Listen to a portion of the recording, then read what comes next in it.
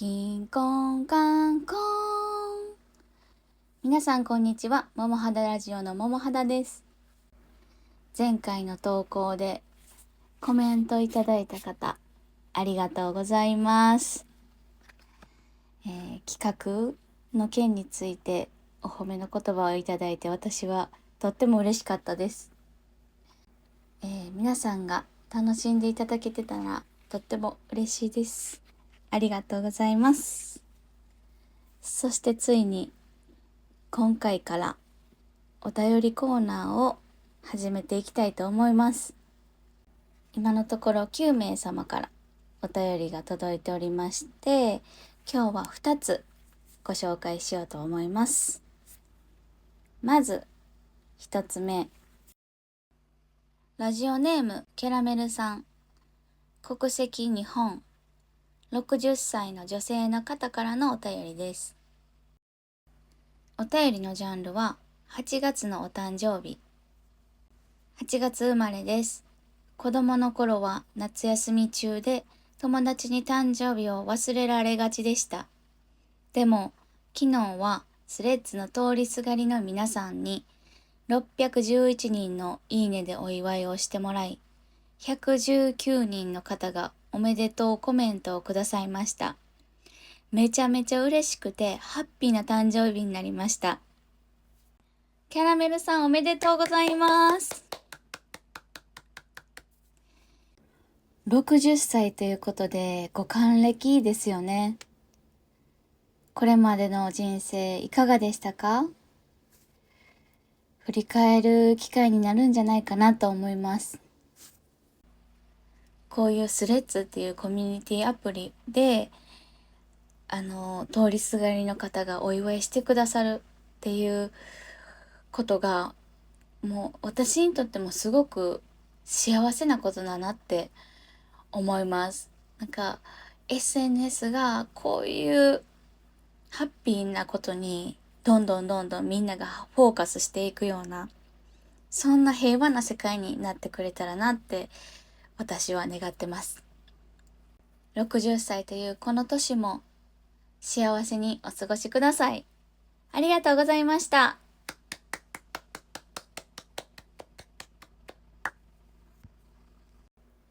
続いてのお便りが、ラジオネームジェイセンさん、国籍はドイツ、21歳の男性からのお便りです。お便りのジャンルは文化の違いを感じたとき。数ヶ月前、私はスレッズという SNS で日本の大学でドイツ語を学んでいる学生を見つけました。最初はドイツ人と日本人の SNS での社交的な振る舞いの違いについて軽いコメントをやり取りしていただけだったのですが、そこから週末に一度ドイツ語で話してみようというアイディアが生まれました。最初の会話の時はお互いにどんな展開になるのか分からず、少し緊張もありましたが、それでも続けてみることにしました。その後、何度も話すうちにだんだんと自然でリラックスした雰囲気になっていきました。彼はよく大学で扱うテーマを持ってきて、まずそれについて話します。そこから話題が広がり、日本とドイツの文化を比べることもしばしばです。彼は私にドイツについて多くの質問をしてくれ、私も時々日本について尋ねています。こうして少しずつ私たちの会話はとっても調和の取れたものになっていきました。そして次第に学習の要素がより強くなっていきました。私は彼の弱点を意識的に観察し、戦略的にサポートするようになったのです。最近では会話の前にメモを取り、テーマを準備し、具体的なフィードバックを与えています。間違いを指摘し、改善の方法を提案するようにもなりました。その成果はしっかり現れています。彼から理解力や会話力がとても伸びたとメッセージをもらった時は本当に嬉しかったです。この週に一度の会話がどれほど価値ある時間になったのかを実感しました。この小さなエピソードが皆さんの番組に合えば嬉しいです。私にとっては2つの文化が会話を通じて出会い、互いに学び合い、成長していく、そのような素敵な例だと思っています。ありがとうございます。素晴らしいです。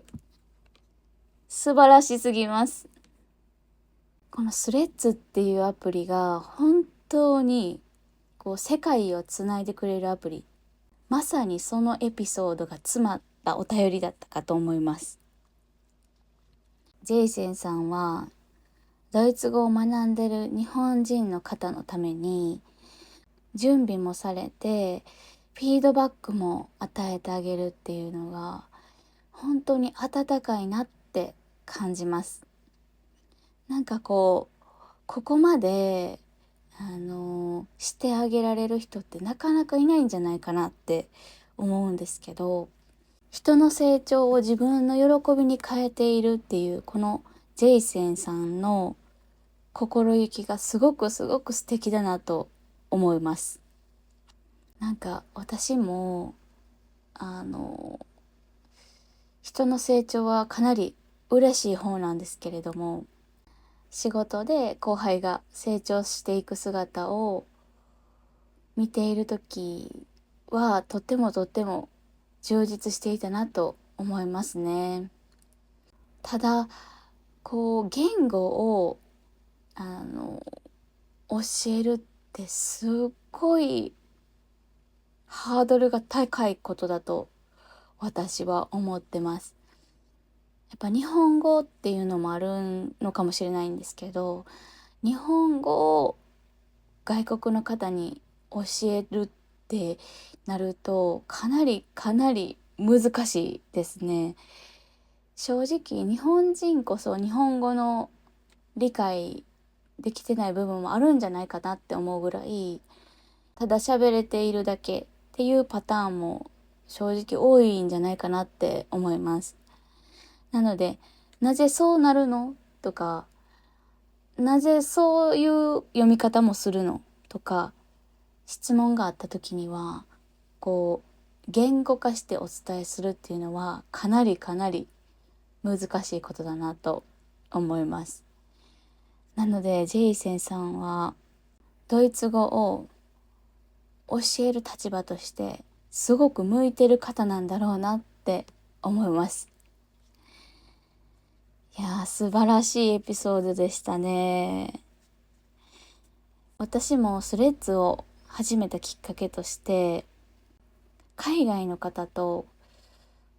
つながれるっていう部分ですごく魅力的に思ってます。ボイスも使えるし、自動翻訳もパッて出てくれるので、通じない言語でも何を言ってるかがわかるっていうのが国境を越えてつながれる場所なんだなって思っております。引き続き私もスレッズでこの桃肌ラジオに関することだったりとか、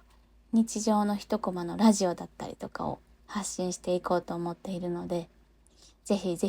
スレッズの方も見ていただけると嬉しいです。ジェイセンさん、ありがとうございました。